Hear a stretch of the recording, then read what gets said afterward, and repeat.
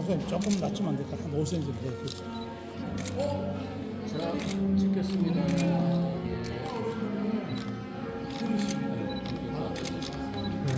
총신 한번 화이팅 하시죠 한번요. 예, 총신 화이팅입니다. 예, 그렇습니다. 예, 예.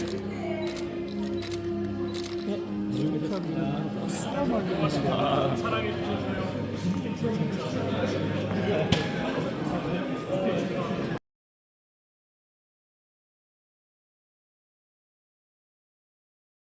내용은 여러분 자료집의 12쪽에 있는 내용 되겠습니다.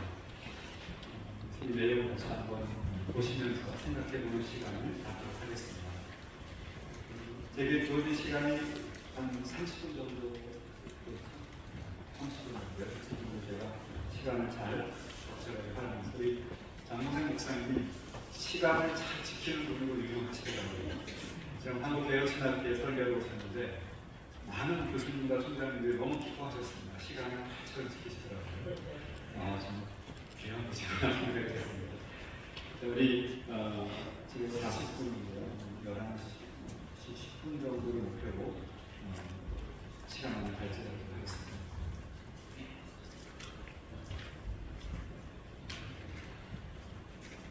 지난 2016년에 저희 총신대학교 양지 캠퍼스에서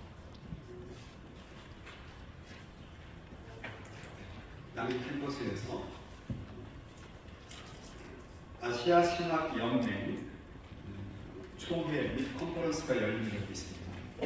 당시 아타는 아시아 신학 연맹이라서 뒤에 다시 나오지만 아시아 전체 42개국에서 380개의 신학기관이 연합해서 신학교 인증을 하고 그리고 교회를 섬기는 국제적인 기구입니다. 여러분 아시는 분 아시는 미국 ATS가 있는데 그것보다 더 규모도 크고요. 제일 큰 규모로 알고 있습니다. 그리고 이미 1968년에서부터 50년 이상 진행되고 있는데 그 일을 책임지는 분이 이제 총신대 총회에 와서 했던 내용이 제게 참 인상적이었습니다.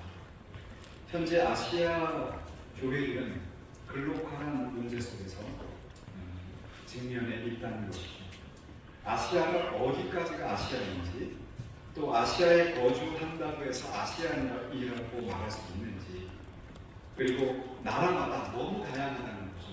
인종과 종교가 다양하기 때문에 그리고 더더군다나 기독교에 대한 인식이 또 다양합니다. 중요한 파트너십을 이룰 수 있을 것이다. 이런 발전을 했어요. 제가 깜짝 놀란 것은 그분은 신학자가 아니라 기업을 하시는 분이었는데 그만큼 아시아와 한국의 관계는 미래를 위해서 매우 중요한 동반관계라는 것을 확신할 수가 있었고 그 중심에는 개혁신학이 토대가 된다는 것을 볼 수가 있었습니다. 제 발제는 아시아라고 하는 다양성 속에 하나님의 나라 그리고 개혁신학이라고 하는 보편성을 담아내면서 어떻게 미래를 열어갈 것인가. 저는 선교신학자가 아니라 역사신학자로서 이 부분을 한번 나누기를 원합니다. 아시아에 대해서는 여러분이 선 이해가 있을 것인데요. 저희 아시아교회 정책연구소 홈페이지에 잘 지도가 나와 있습니다. 동부, 동남, 남부, 중앙, 서부 이 광활합니다. 42개국 전 세계 인구의 60%가 넘습니다. 더군다나 막 성장하는 나라들입니다. 이런 곳이고요. 그리고 국가적으로 봐도 다양합니다. 이것이 우리가 말하는 아시아의 현황인데 저희의 관심은 아시아의 교회입니다. 아시아 교회에 대해서는 잠깐 언급드렸던 아타가 이미 50년 넘게 중요한 아시아 교회를 섬기는 일을 해왔습니다. 32개국에 380개의 신학교가 연결되어 있는 그런 기관이고 이 기관이 하는 일은 각 교단에서 교단의 목회자를 양성하는 세미나리 그러니까 각 교회의 목사들을 양성하는 그 신학교를 평가하고 커리큘럼을 개발하고 돕는 그리고 인증하는 기관입니다. 저희 우리 박 총장님도 계시지만 어제 합신대 총장실에서 아타 코리아 회의가 있었습니다. 총장님이 다른 업무가 있어서 김상훈 원장님하고 저를 가라고 이렇게 하셔서 제가 거기 참석을 했었는데 거기 이제 많은 아타 코리아에 계신 분들 다 이제 오래 협력하는 그런 학교입니다. 여전히 아타에 대해서 굉장히 강력하게 뜻을 모아서 섬기는 것을 예나 지금이나 변함없는 것을 확인할 수가 있었습니다. 그런데 이 아타 말고도 사실은 우리 선교하시는 분들은 아시겠지만 아테세아라고 있어요. 그런데 이 아테세아는 일단 규모가 3분의 1밖에 안 되기도 하지만 더군다나 신학이 상황화 신학을 목적으로 합니다. 그러니까 전통적인 복음주의적인 신학이 아니라 개혁 신학이 아니라 상황화 신학을 목적으로 하고 있기 때문에 저희들하고 소통하거나 동역하기에는 쉽지가 않습니다. 그래서 규모로도 세계적으로 가장 크고 한 아타가 우리에게 중요한데 제가 결론을 말씀드리겠지만 결론은 아타는 신학 인증기관이기 때문에 또 다른 한계가 있습니다. 그래서 저희 앞으로 아시아 교회 정책 연구소는 이런 모든 상황들을 다 종합하면서 미래를 향한 청사진을 만들어가고 그래서 아시아 교회가 같이 연대해서 이제 유럽 그리고 미국 그 다음 미래의 기독교 대륙은 아시아입니다. 이건 자타가 인정하는 바입니다. 미래 기독교 문명을 창출하는데 아시아교회 정책 연구소가 중요한 초석이 될 것으로 기대를 하고 오늘도 바쁜 중에도 이렇게 여러 논문들을 준비하신 우리 동료 신학자분들도 같은 마음으로 이제 바라보고 있다는 것에 대해서 매우 귀하게 생각을 합니다. 아타가 지난 2022년 작년이죠. 작년에 말레이시아 페낭에서 ATA 정기총회와 그리고 컨퍼런스를 했었는데 그 주제가 지금 아시아 교회들의 고민이 묻어납니다. 코로나 이후를 겪으면서 굉장히 많은 어려움들을 몸으로 겪은 겁니다. 우리 그래도 한국 교회는 한국 사회가 워낙 3만 불 이상의 시대를 사는 곳이지만 아시아들 열악한 가운데 교회를 세워가고 있다 보니까 코로나가 굉장히 위기였습니다. 그래서 그 이후 시대에 어떻게 아시아 교회가 더 이어갈 것인가 디지털 이후 시대를 고민하는 것을 컨퍼런스를 한 바가 있습니다. 그렇게 볼 때에 한마디로 말하면 아시아 교회는 다양하다. 그러나 그 다양성 속에서 아시아 교회를 섬기기 위한 노력들이 있어 왔고 그리고 그 현 주소의 끝자락에 우리가 서 있다. 이렇게 정리해 드릴 수가 있겠습니다. 그렇다면 이제 이런 아시아 교회를 그러면 상황화 신학이나 어떤 다른 그 신학이 아니라 전통적인 개혁 신학, 복음적인 개혁 신학 위에 어떻게 세울 것인가 할 때에 저는 그것을 역사신학자로서 개혁주의 하나님 나라 신학 위에 세워져야 한다고 그렇게 말씀을 드립니다. 너무나 당연하겠지만 그 개혁주의 하나님 나라 신학은 사실 우리 아시아 교회를 세우고 또 한국 교회를 세운다 할 때 그 중요한 포인트는 예수 그리스도의 사역이죠. 예수님의 지상사역 첫 메시지도 하나님 나라였고 부활 승천하시기 직전에 하셨던 주님의 사역도 하나님 나라 사역이라고 성경은 전하고 있습니다. 그리고 심지어 어린아이와 같이 천국을 받들지 아니하면 너희가 하늘나라에 들어갈 수 없다라고 하는 엄중한 메시지도 말씀하십니다. 그러니까 결국은 우리 그리스도인과 교회의 사역의 가장 중요한 포인트는 하나님 나라인데 그 하나님 나라를 어떻게 이해할 것인가 라는 것이죠. 이 하나님 나라에 대해서 해방신학이 주장하는 바가 다르고 신비주의적인 신학이 주장하는 바가 다릅니다. 또 오순절 신학이 주장하는 바가 다를 수 있습니다. 우리는 성경적인 그리고 복음적인 개혁 신학 위에서 이 신학을 찾아보자는 것인데요. 저는 그것을 몇 가지로 정리를 할 수가 있었습니다. 먼저 한마디로 말하면 동시원적 구조 속에 있다는 것입니다.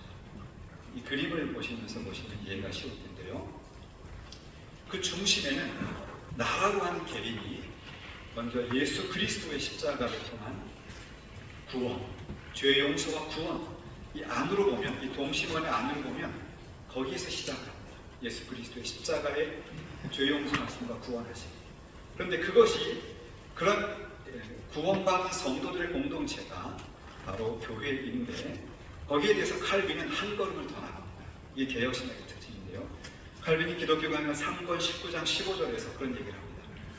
하나님이 세상을 다스리시고 통치하시기 위한 그 하나의 통로로서 두 개의 기관을 세우셨다.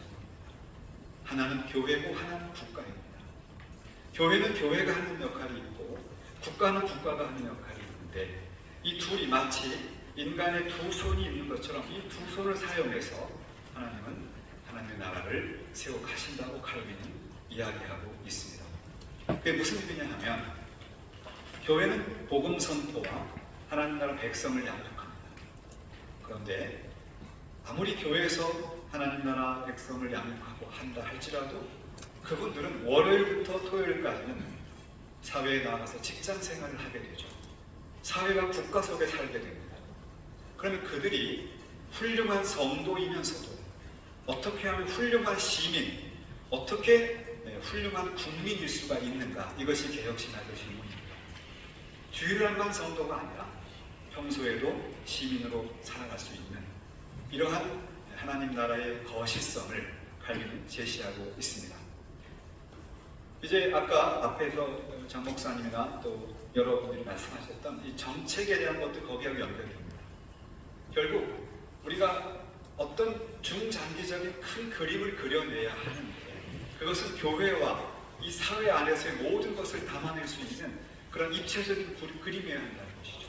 이원론적이고 앞뒤가 다른 그런 그리스도인은 미래를 책임질 수 없고 그런 교회 교단은 미래를 예측하고 준비할 수 없다는 그런 문제의식입니다. 이 칼빈이 이미 제시했던 내용이고요.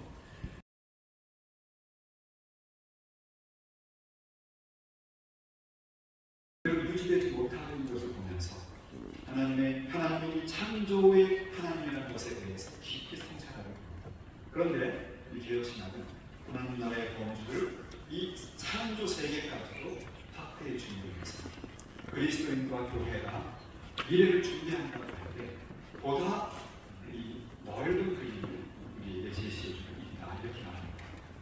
여러분이 다 아시겠지만 인도네시아의 수도가 자카르타가 자꾸 물에 가라앉고 있습니다. 수도를 옮겨야 하는 상황이고 옮기고 있습니다. 그런데 그 모든 과정들을 이렇게 보면 환경 오염이 중요한 요인으로 환경 오염 때문에 해수면이 올라가는 것이죠.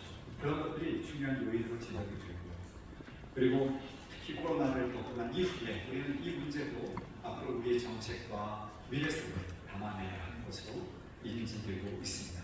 이것이 칼빈이 말하는 하나님 나라의 그런 신학적 개혁신학의 구조입니다.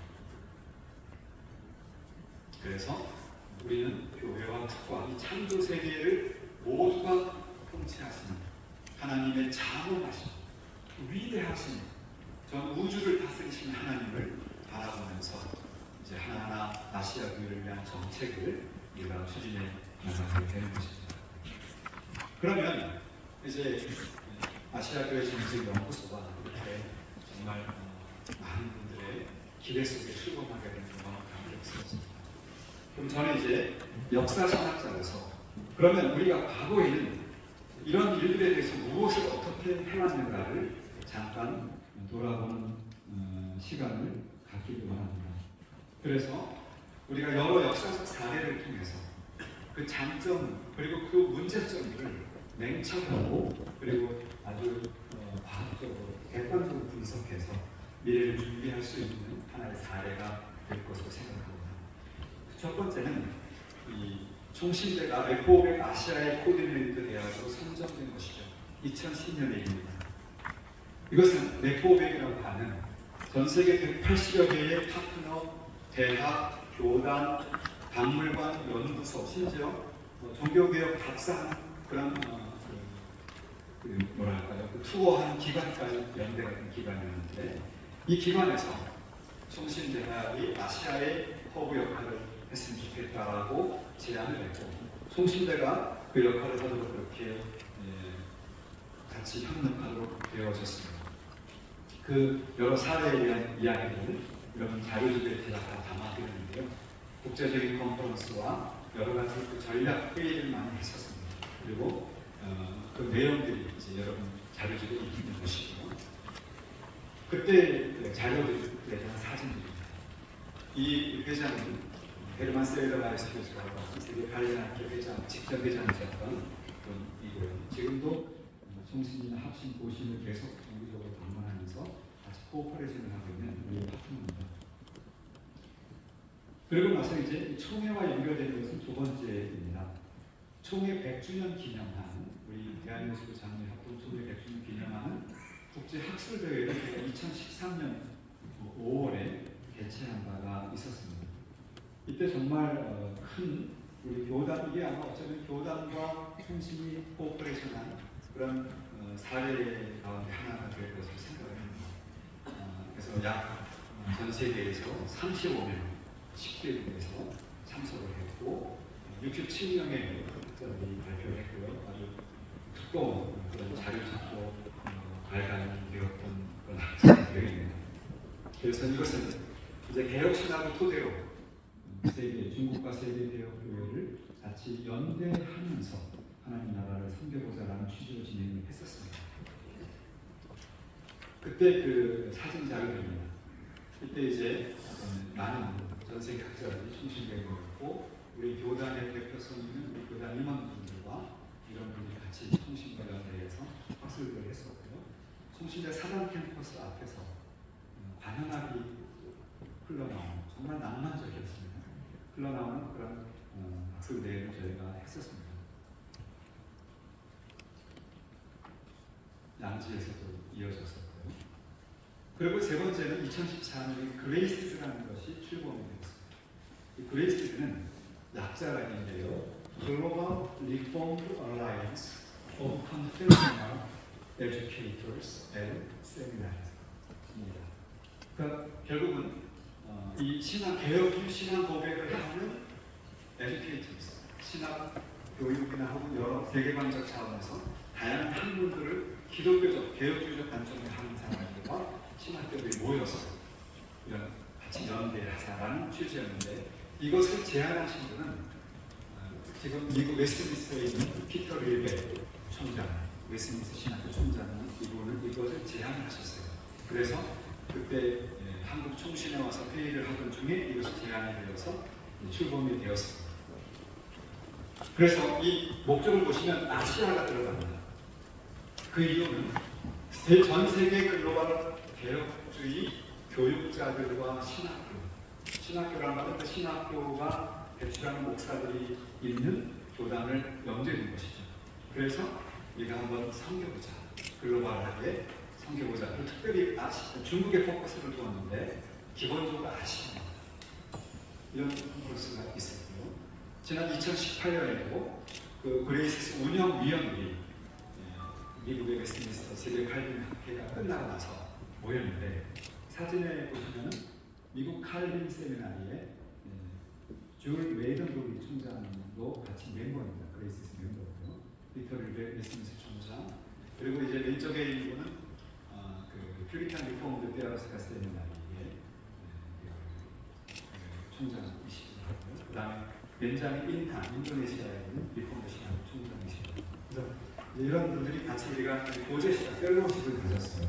많은 이야기를 나누고 특히 미국과 유럽의 신학교가 직면한 도전들을 나눠주시더라고요. 아주 정직을 하고 그리고 진솔하게 나눠주고 그럴 수가 있었습니다. 그때 느꼈던 느낌은 뭐냐면 서양에 있는 많은 교단과 신학교들이 아시아에 대한 많은 기대와 혹은 그런 미래에 대한 그런 어떤 비전들을 담아내는 것을 볼 수가 있었습니다. 그리고 총신 신대원에 2015년에 영어 MB가 출범이 되었고요. 2016년에는 중국어 MB가 출범이 되었습니다. 현재는 중국어 MB는 우리가 클로즈했고 영어 MB는 지금도 아주 역동적으로 발전 중입니다. 제가 아까 아침에 박 총장님께서 말씀하신 걸 들어보니까 벌써 많은 지원들이 있는 것 같고요. 제가 어제도 김상훈 원장님께 들었는데 많은 지원을 하고 있다. 그래서 많은 이제 다시 이렇게 역동적으로 움직이는 모습을 볼 수가 있는데 이때 이제 영어 MDB가 우리가 출범한다 할 때 그 취지가 사실은 아시아를 포함하는 이 국제적인 그런 상황 속에서 같이 동력할 그런 파트너십을 만들 수 있는 인재들을 키워내는 것입니다. 이런 일들을 우리가 하면서 저는 제가 결론으로 말씀드리겠지만 이제 아시아 교회 정책을 연구하는 연구소 또 우리 교단의 필드가 있습니다. 필드 즉 아시아 교회 목회자들이 인턴십을 하고 서로 같이 목회적 동반할 수 있는 필드가 있습니다. 가장 건강하고 우리가 아까 많이 부족한 점이 있다고 말씀하셨지만 그래도 여전히 많은 교회와 많은 국가들이 한국 합동 교단을 다 합니다. 그런 필드가 있고 그리고 이 목회자를 양성하는 총신 대학이 있습니다. 자, 아까 우리 박 총장님 이렇게 한문을 잘하시는 처음 말하는데요. 그 옛날에 그 꿈들이 있었던 거. 이제 그런 총신대가 그런 일을 하고 있는데 그렇다면 이게 삼각형태가 있었습니다. 그래서 아시아의 지도자들이 자국에서 훈련받기도 하고 한국의 교단과 총신에서 훈련받고 또 그 모든 네트워킹을 하는 과정에서 아시아 교회 정책 연구소가 중요한 기여를 하고 이러면서 순선함이 되고 그럼 그분들이 돌아가서 다시 그 자국 교회를 세우고 우리 교단과 다시 연계되는 이런 아주 냉랭한 역동적인 네트워크를 만들 수가 있게 됩니다. 그렇게 되면 우리 글로벌 연구는 앞으로 수십 년까지 이제 아시아 교회들이 직접 연계되는 겁니다. 그런 일이 눈앞에 왔다고 저는 생각이 됩니다. 또 하나는 글로벌 도서관의 확립입니다. 이 글로벌 도서관 여러분 사진을 보시면 이 오른쪽 왼쪽에 있는 분이 이 미국의 갈보리 신학교의 사서를 담당하는 분이셨습니다. 그런데 이 갈보리 신학교가 문을 닫게 되었어요. 베티스트 신학교인데 그런데 이 학교가 베티스트 신학교지만 가보니까 그 학교의 총장님은 미국 웨스트민스터 신학교에서 구약학위를 받은 리폼드 신학교, 그러니까 베티스트지만 리폼드입니다. 그래서 그 학교가 이제 폐교하게 되었는데 7만 2천 권의 그 책들이 있었습니다.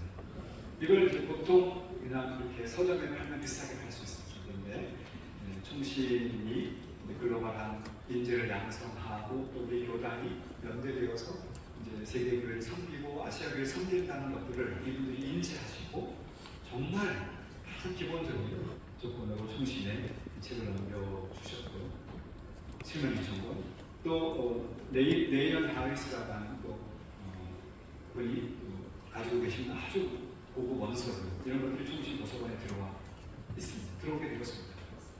무슨 말씀이냐면 이제 실제로 와서 공부할 수 있는 원서들이 세계적인 도서관 못지않은 기본 소스가 준비되어 있습니다. 그렇다면 이제 아시아에 있는 그런 목회자들 또 신학생들이 총신을 와서 연구하고 목사님들도 우리 교단과 연계되는 그리고 앞으로 아시아교회 정책연구소하고 연계되는 각 선교지에 있는 그 지도자들 총회장님이나 오피니언 리더들이 또 이제 총신에 와서 도서를 연구하고 같이 나누고 또 교단의 목회 현장을 같이 나누는 그런 역할을 하면서 미래를 꾸릴 수 있다면 아시아 교회가 이제는 정말 귀한 사역을 할 수 있지 않을까 그런 기대를 해보는 겁니다. 2016년에는 이제 아시아 신학연맹 총회가 총신대에서 개최가 되었고요. 그리고 총신대가 이사학교가 되었습니다. 옛날 김의환 총장님 계실 때 그때도 아타 총회를 총신에 산 적이 있다고 합니다. 그리고 나서는 이렇게 많은 단절도 있었어요. 그런데 이제 2016년에 이제 이사학교가 선정이 되고 하면서 다시 아타에 공헌을 하고 같이 코오퍼레이션 하게 되었고 그리고 이제 저희 총신대가 발전 이사를 맡는 학교로 선정되어서 제가 상임 이사로서 계속 회의에 참여했습니다. 다 현장을 바꾼 것도 같이 좀 참여해보았고 했는데 아시아 교회들이 이제 교회의 그런 지도자들이나 신학교 지도자들이 한국을 보는 두 가지 시각이 있는 것 같습니다. 한국은 교회가 돈이 있고 잘 사는 나라고 문화가 발달한 나라로 하는 이런 어떤 동경 마음.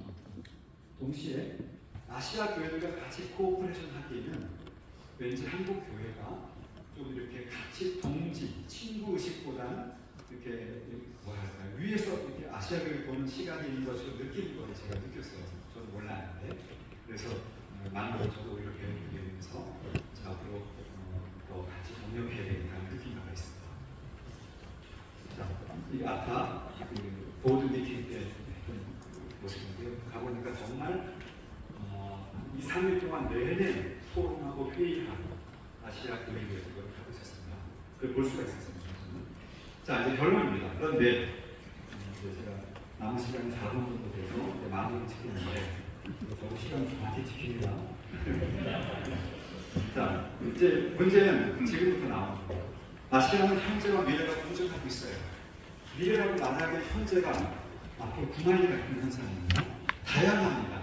그러나 동시에 성경과 복음, 하나님 나라의 신학과 그 개혁신학으로 통일성이 공존하는데 이런 면을 볼 때 앞으로 많은 하나님의 은혜와 사랑을 받았고 그리고 이제 많은 신학적 도움을 받았던 한국이 이제는 겸손히 그 빛을 갚아드릴 때가 되었다. 이런 생각을 합니다.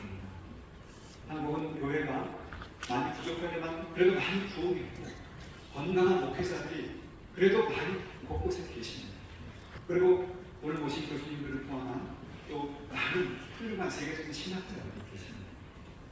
그렇다면 이제 우리가 겸손하게 아시아 교회를 다시 옛날 우리 초심, 우리가 복음을 받아들였던 그 시대를 생각하면서 섬겨야 할 것이다 라고 생각을 하는데 그런데 문제는 지난 13년 동안 총신대학교와 그리고 교단과 연대에서 했던 여러 가지 개혁신학의 국제화 작업을 한 그 열매가 무엇이냐는 그런 질문입니다. 그 열매가 무엇입니까? 왜 개혁신학과 한국교회가 서로 연대하지 못해왔습니까? 왜 그 사역이 지속되지 못할까요? 아시아에 어떤 영향을 미쳤습니까? 그리고 앞으로 어떤 영향을 줄 수 있을 것으로 기대합니다. 저는 이 부분에서 우리가 보다 과거를 면밀히 검토해서 미래를 열어가야 합니다. 첫 번째는 아시아 교회는 성경적 개혁신학의 토대 위에 세워져야 한다. 그런 것이죠. 멀리 크게는 환경 문제부터 시작해서 사회적 불안정 그리고 본질적으로는 예수 그리스도의 피 묻은 십자가의 보혈 복음을 통해서 죄사함과 구원도 그런 성도들이 늘어나는 것 하나의 구원이죠. 아시아교의 구원은 건강한 성장을 위한 그런 토대가 명확하게 세워져야 합니다. 아시아교회는 특히나 신비주의, 기복주의, 세속주의, 미신에 빠질 우려가 크죠. 전통적인 문화와 종교가 그렇기 때문에 그렇습니다. 두 번째는 아시아교회의 다양한 상황에 대한 인식을 하고 역동적인 대처가 필요합니다. 그것은 아시아 교회가 갖고 있는 문제와 질문이 너무 다양합니다. 그리고 그것을 정확히 인지하고 그 상황들에 대한 명확한 해석과 답변 그리고 동력이 필요하다는 것입니다. 그런데 아타는 이것은 신학 교육 기관이기 때문에 한계가 있습니다. 그래서 앞으로 교회 정책 연구소가 이제 많은 다양한 사역을 통해서 우리 교단이 한국 교회가 있으니 역동적인 사역을 할 것을 기대하고 동력이 필요한 것입니다. 그 다음에 이제 마지막 부분입니다. 마지막 부분에서는 우리는 바로 아시아 교회 정책 연구소가 이제 그런 정책을 지속해 나갑니다. 지금까지 많은 사역들이 있어 왔어요. 그런데 이것이 행사에 그치고 일회성에 그치기 때문에 우리는 열매를 내지 못하지 않습니다. 이걸 지속적으로 해가는 것은 더 시크템가 필요하고 아시아 교회 정책 연구소가 그 귀한 사역을 감당하게 될 것을 기대하면서 제가 이제 마치겠습니다. 감사합니다.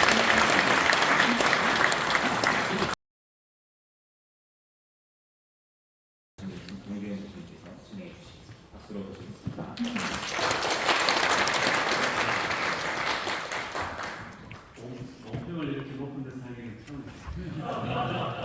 주인공 앞에서 논평은 이제 좀 비판을 해서 감정을 상하게 호의를 구조해야 되는데 농구에 대해서 제가 다 수용하고 의의를 가고자 합니다. 내용은 페이지에 있는 이 논문의 기여점에 대해서 중심으로 정리하려고 합니다.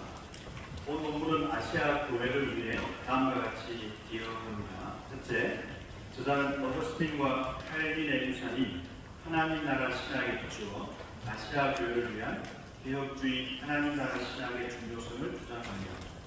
아시아 교회는 서구와 비교해 상대적으로 정치와 경제 분야에서 취약성을 보입니다. 이런 취약성은 정치 불안과 직결됩니다. 기독교의 매우 적대적인 종교가 서구에 비해 더 강합니다. 아시아 교회의 그리스도인들에게는 교회와 국가의 관계, 신앙과 사회적 삶의 관계에 대한 비침이 절실합니다. 이런 점에서 본 논문은 개혁주의 하나님 나라 신학이 아시아 교회를 위한 중요한 지침을 제공할 수 있음을 보여주고 있습니다. 다른 아시아 국가와 비교해 상대적으로 개혁신학자들이 많고 개혁신학 전통이 강한 한국 교회의 개혁신학은 아시아 교회의 전시를 위한 소중한 기초 자료가 될 수 있을 것입니다. 또 말씀하신 것처럼 여기 이제 한국의 이런 정책연구소와 같은 이런 역할을 통해서 국가와 교회 관계 그리고 신앙과 사회적 삶의 관계 이런 전반에 대해서 좋은 자료를 제공하는 역할을 한국 신학이 할 수 있다 해야 됩니다. 이런 평가입니다. 두 번째, 본 논문은 아시아 교회와 신학을 위한 개혁주의 생태 신학의 필요성을 제시합니다. 저자는 피조 세계의 위기를 몇 차례 언급합니다. 지구 온난화는 이제 일반 시민들도 자연재해를 통해 체험하는 현실입니다. 저자의 연구에 따르면 우리 칼빈은 하나님 나라 신학으로 그리스도인과 피조 세계 또는 우주의 관계를 동심은 구조로 설명했습니다. 서구 기독교는 오래전부터 생태 신학을 각 분과에서 논의해 왔습니다. 예를 들어서 2012년 영국 틴델 학교에서는 성경적 생태학, 생태 신학을 논의했습니다.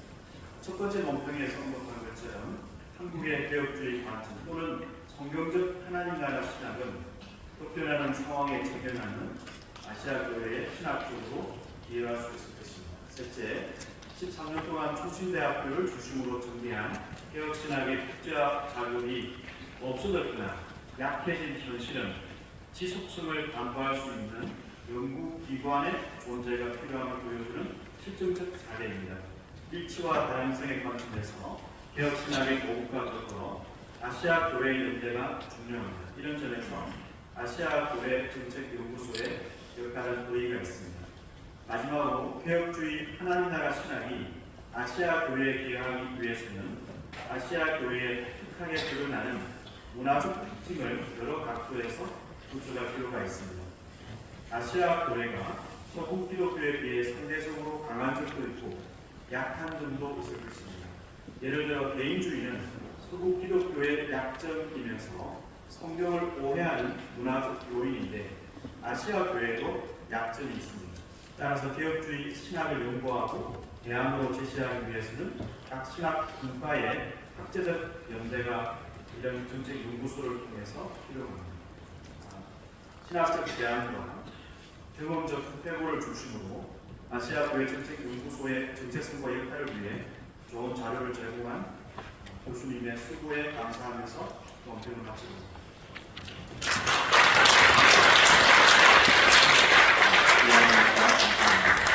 이어서 목회 현장의 관점에서의 실제적인 영향력을 이제 현장의 교회에서 주는데요. 이것과 관련해서 이제 목회자고 계시는 개표동교회 김풍희 목사님께서 목회적 관점에서 바라보는 아시아 교회라는 주제로 논문 발표하겠습니다. 우리 목사님도 큰 박수로 모시겠습니다.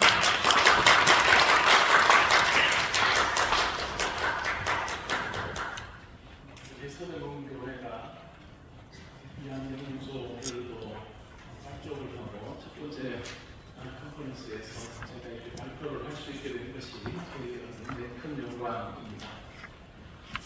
제목은 목회적 관점에서 바라보는 아시아 교회입니다. 어젯밤에 이 원고를 그냥 읽으면 얼마나 걸릴까 하고 읽어봤더니 44분 걸렸거든요. 줄여야 되겠구나.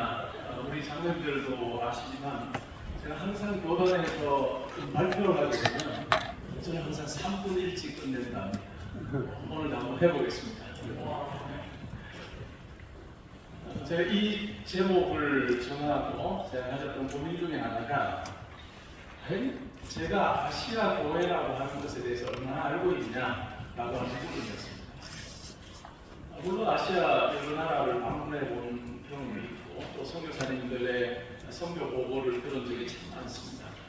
그럼에도 불구하고 큰 틀에서 그리고 정책적인 측면에서 볼 때 과연 내가 아시아 교회를 알고 있는가라고 하는 이 부분에 대해서는 실제로 자신이 없었습니다.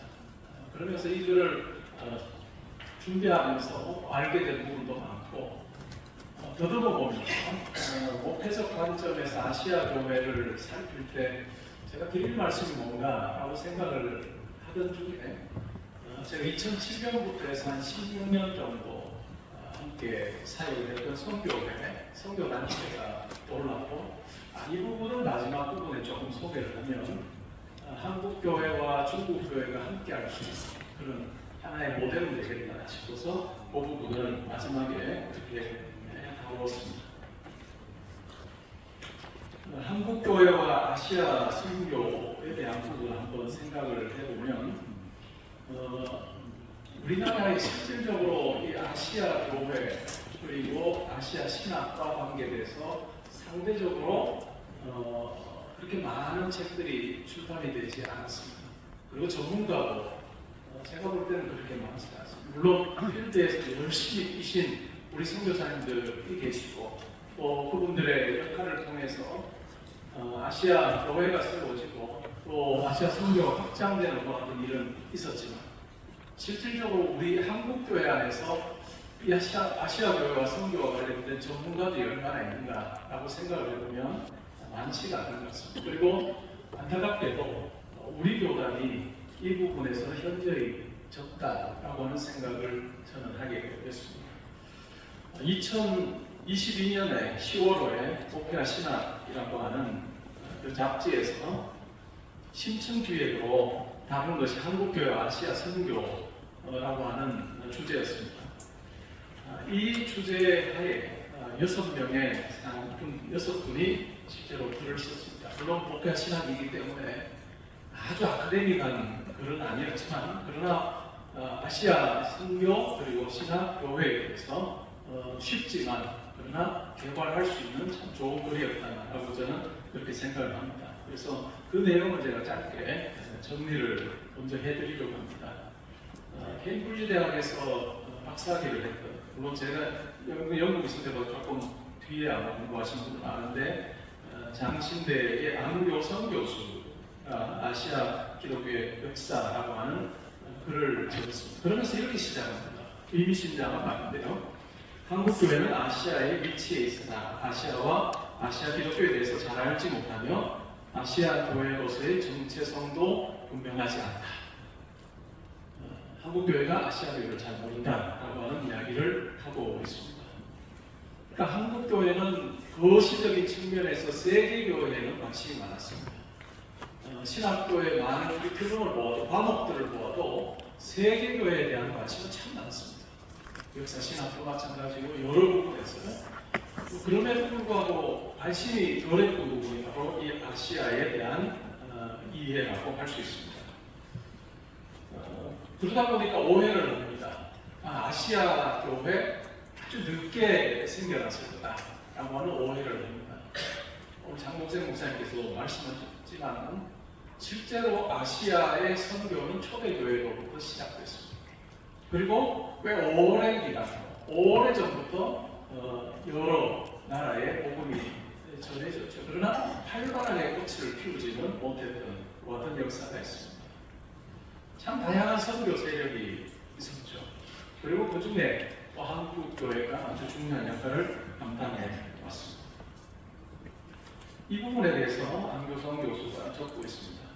저는 영남신학 대학교의 안승호 교수가 아시아 선교의 선교 신학의 연주소 방향성이라고 하는 글을 실었습니다. 이 두 분 다 통합진 목사이고 또 교수입니다. 그만큼 우리가 합동적 우리교단은 이 정책적인 부분이나 이런 부분에서 참 열심히 해야 되겠구나라고 하는 그런 생각을 들게 하는 부분이기도 합니다.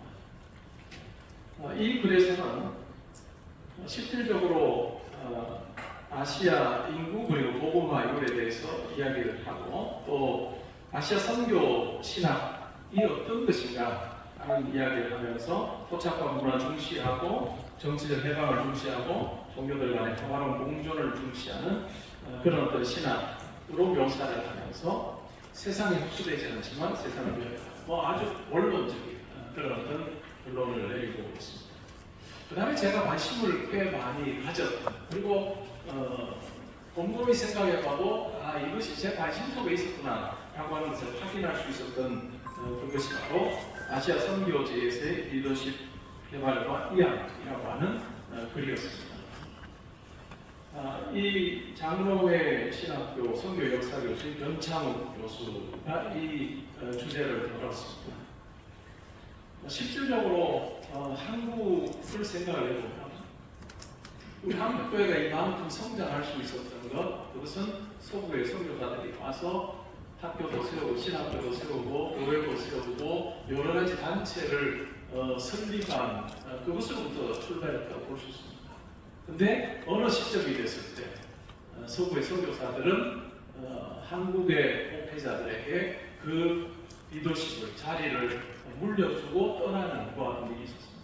그래서 우리 한국교회가 이제는 그 리더십을 가지고 바통을 이어받아서 정말 한국 안에서의 아름다운 그런 어떤 사역을 펼쳐낼 수 있었던 것, 그것이 매우 중요한 부분이었다라고 저는 그렇게 생각을 합니다. 그런데 서양의 선교사들이 한국에 와서 그렇게 했던 작업 중에 하나가 이 한국 사회 속에서 아주 가난한 사람들 그리고 아주 구분하기는 좀 그렇지만 하층에 속하는 사람들을 향한 선교이보다는 중산층이나 때로는 학교를 세워서 이 사회의 리더가 될 수 있는 사람을 길러내는데 매우 관심을 많이 기울였다라고 하는 것이 매우 중요한 부분인 것 같습니다. 그러면서 우리가 반성하게 되는 부분이 그것이에요. 한국 교회가 많은 선교를 해왔고 우리 선교사님이 많은 헌신을 해왔는데 그 선교지에서 과연 중산층 아니면 상류층에 해당하는 사람들에게 우리가 접근했던가라고 생각을 하면 그렇지 못한 경우가 많다는 생각. 쉽게 복음을 전할 수 있는 사람들을 중심으로 우리가 사역하는 분들도 있지 않느냐. 그렇다면 우리가 실제로 이 한국 교회가 이제 아시아 나라를 품고 또 그 나라 자체에서 동력을 가지고 그 나라의 복음이 전거되도록 하기 위해서 우리가 해야 되고 또 점검해야 되는 부분이 뭔가 하면 이러한 리더십 이야기입니다. 그리고 그 나라에서 역할을 감당할 수 있는 사람을 사실은 키우고 네트워크를 형성하는 것 이것이 참 중요하다라고 하는 것을 이 글을 읽으면서도 생각했고 이 부분은 제가 오래전부터 생각했던 부분이기도 하다 하는 것을 확인할 수 있었습니다. 그 다음에 우리 교단에 GMS 선교 사무총장이었던 전철영 목사님이 동북아시아의 종교이해와 선교 현황 전략이라고 하는 글에서 중국 문화, 일본 문화에 대해서 서구 교회가 가장 많은 관심을 가진 아시아의 나라는 중국입니다. 중국에 관한 많은 책들이 쏟아져 나왔고요. 연구물들이 나왔습니다. 그럴 수밖에 없는 것은 중국 인구가 세계에서 제일 많습니다. 복음을 전해야 되는 대상들이 그만큼 많다라고 뿐만 아니라 정치, 경제, 문화, 군사 여러 측면에서 이 중국은 관심의 대상이 될 수밖에 없었습니다. 저는 이 글에서도 우리가 한국교회가 아시아 선교, 아시아 교회를 위해서 어떤 역할을 감당하는데 매우 중요한 파트너로 중국교회, 또 중국 성도들을 우리가 품고 가야 되는 그것이 우리에게 매우 중요한 부분이다라는 생각을 하고 뒷부분에 짧게 말씀드리겠습니다. 그 다음에 전호진 교수님의 동남아시아 선교의 과거와 현재, 이 글에서는 그 부분을 정리하는 그런 내용이었습니다. 그리고 여섯 번째, 인도 선교의 현재와 미래 선교 전략에서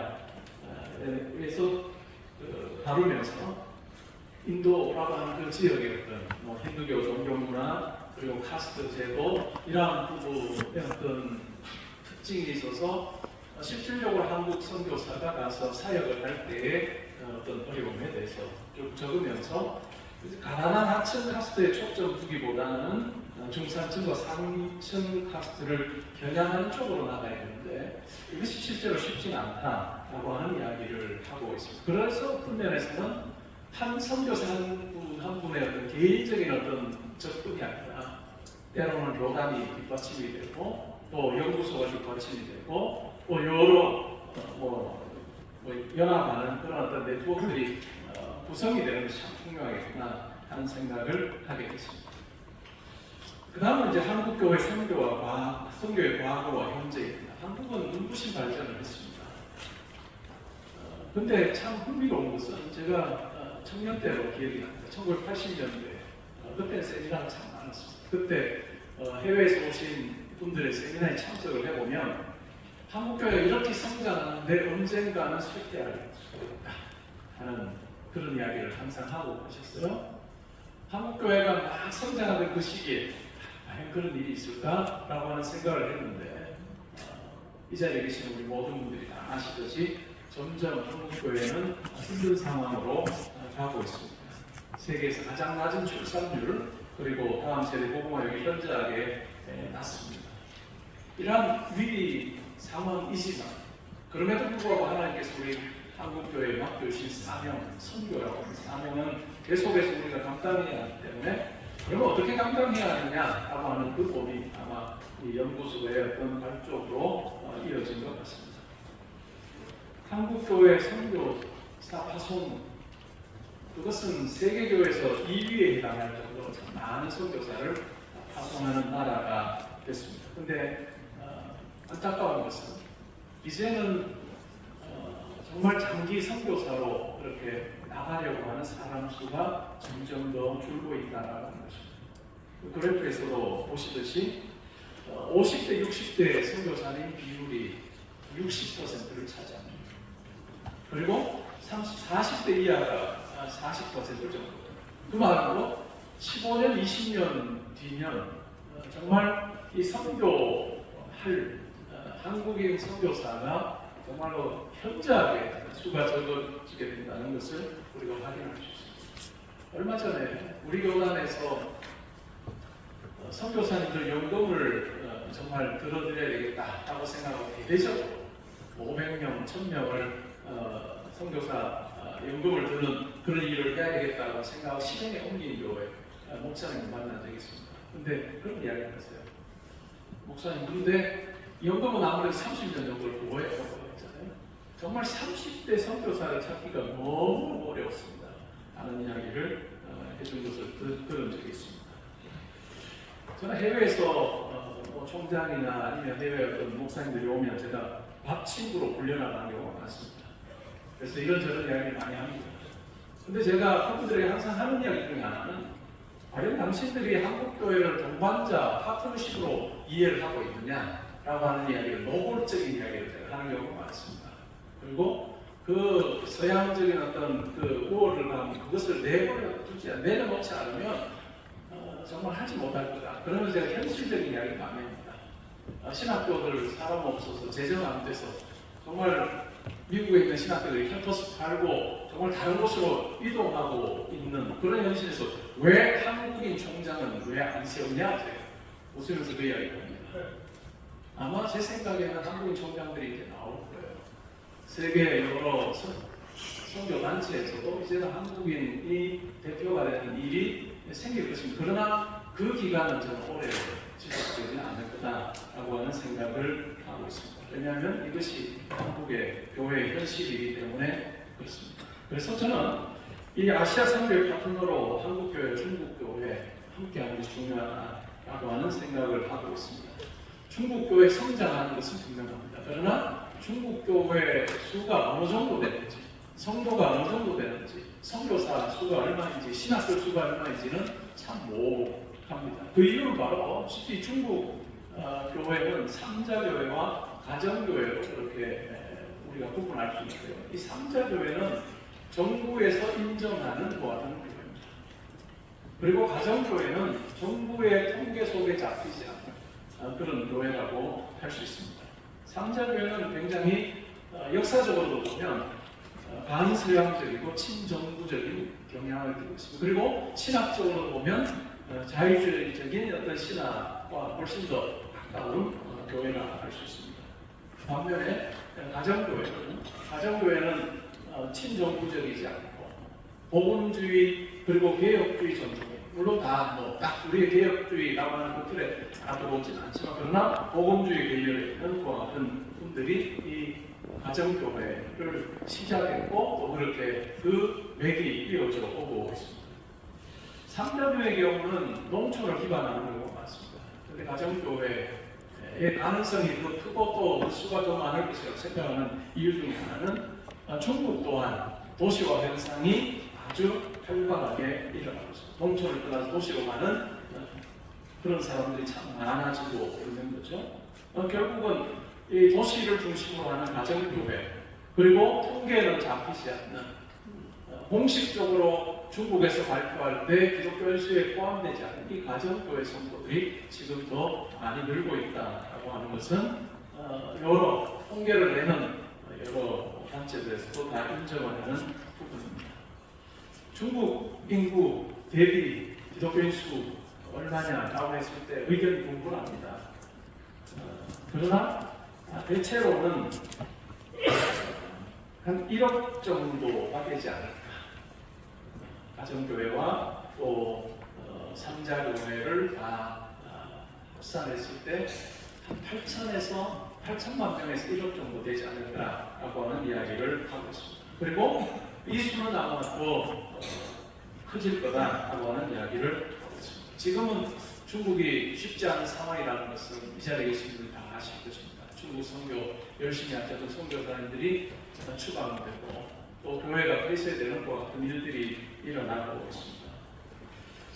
그런데 우리가 생각해 볼 것은 1970년대 그때 중국이 교회를 박해하고 성도를 핍박하던 그 시기에도 성도는 계속해서 늘어났고 또 교회는 지하에서 계속 커졌다는 것을 우리는 생각을 해보면 이 시기에도 여전히 가정교회 가운데 하나님의 역사가 있다라고 하는 생각을 합니다.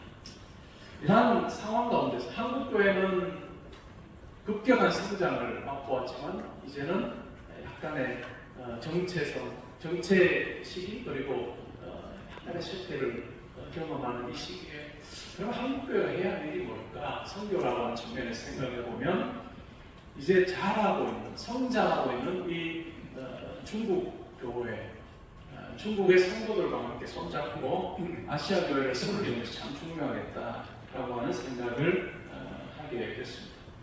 그 중에 한 모델로 저는 우분투 선교회라고 하는 선교회를 소개하려고 합니다. 2007년에 만들어졌고 처음 시작은 그 필리핀에 있는 민민선교를 위해서 설립을 했습니다. 그러다가 2015년에 이제는 우리가 중국을 품고 사역을 하자는 쪽으로 입장 선회가 있었습니다.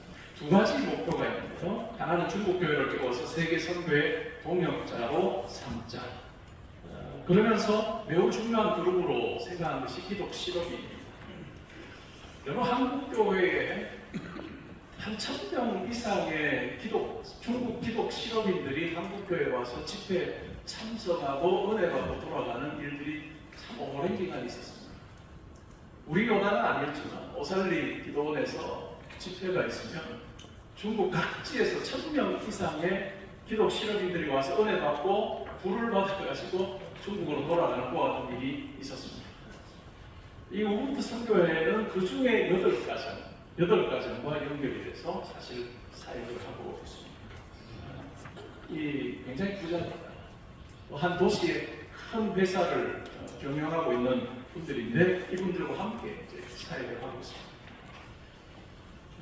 이분들이 제정을 대고 중국의 목회자들 그리고 신학교 관계된 부분에서 이분들이 제정을 하게 됩니다. 제가 속하고 있는 우분투 선교의 경우에는 32명의 목사님들이 함께하고 있습니다. 이상 다 출석 교인이 1000명 이상이 재정적으로 우리가 돕고자 하면 문제가 없는 그런 선교회지만 우리가 재정을 중국의 어떤 활동을 하는데 되지가 않습니다. 중국 실업인들에게 당신들이 돼야 되고 당신들이 아시아에 여러 일들을 우리가 할 때 당신들이 재정 후원을 해라 라고 이렇게 훈련을 시켜서 그분들이 하고 있습니다. 그리고 두 번째 목표는 현지 교회 목회자를 발굴, 양육하는 그런 일들을 실현하고 있습니다. 이런 부분에서 중국뿐만 아니라 베트남이나 또 태국이나 여러 나라로 우리가 확장을 해서 이 일을 하고 있습니다. 아시아의 화교라고 부르는 디아스포라 중국인들이 참 많이 삽니다. 각 나라에 많이 있습니다. 중국에 있는 성도들과 함께 우리가 교류하고 연대하면서 아시아 여러 나라에 흩어져 있는 중국 성도들을 찌보면 파트너로 삼아서 이 아시아 선교와 또 교회를 세우는 그와 같은 일을 하면 참 도움이 되겠다 하는 생각을 하고 이제까지 우리가 교회에 대한 관심을 또 기울여야 하지 않을까 하는 생각을 합니다. 중국 교회가 한국 교회가 했던 것처럼 물질로 헌신하고 사람을 키우고 하는 그와 같은 일을 할 수 있도록 실질적으로 한국 교회가 그들에게 우리가 어떠했는지를 설명도 하고 또 그들에게 동기부여도 하여서 잘하고 있는 이 중국 교회로 하여금 아시아 교회를 섬길 수 있도록 하는 그와 같은 역할, 이것이 한국 교회가 감당해야 될 역할이 아닌가 하는 생각을 하고 또 오늘 이렇게 귀한 세미나 컨퍼런스를 또 개최하게 되신 이 서대문교회 아시아 정책 연구소가 또 관심을 가지고 해야 될 일이 아닐까 하는 생각을 합니다. 초대교회, 저는 신약을 전공하는 사람이니까 초대교회 그 선교 양상을 보면 바울이 로마 제국 여러 도시 중심의 선교를 합니다. 근데 가는 곳마다 회당을 합니다.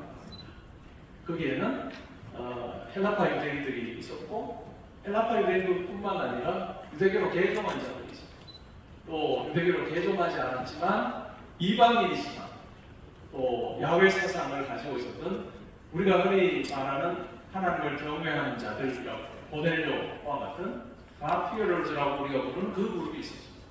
근데 하나님께서는 로마 제국으로 복음이 확산되는데 여러 도시에 있는 유대인들뿐만 아니라 이 가피어럴즈, 이방인들이지만 하나님 신앙을 가지고 있던 그들에게 복음이 증거되게 하시고 정말 편하게 만날 수 있는 많은 이방인들에게 가서 그들이 복음 전하는 같은 사역을 감당하셨다는 것을 우리는 기억할 필요가 있습니다.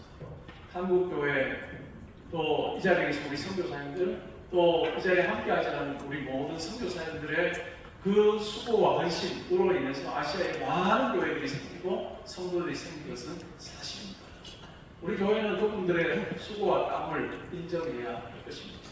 그리고 뿐만 아니라 이제는 우리가 파트너십을 가지고 또 각 지역에 있는 여러 단체와 특별히 지금 막 성장하고 있는 이 중국 교회와 손을 잡고 우리가 함께 아시아 교회와 아시아 선교를 감당한다면 또 하나님께서 우리에게 맡기신 분깃이 아닐까 하는 생각을 해보게 됩니다. 제가 짧은 시간 이렇게 두서없이 말씀을 드렸지만 한 구절이라도 한 문장이라도 그런 마음에 있으면 좋겠고 그것이 이후의 정책으로 이렇게 잘 이어지는 우리가 되겠습니다. 말씀 드려주셔서 감사합니다.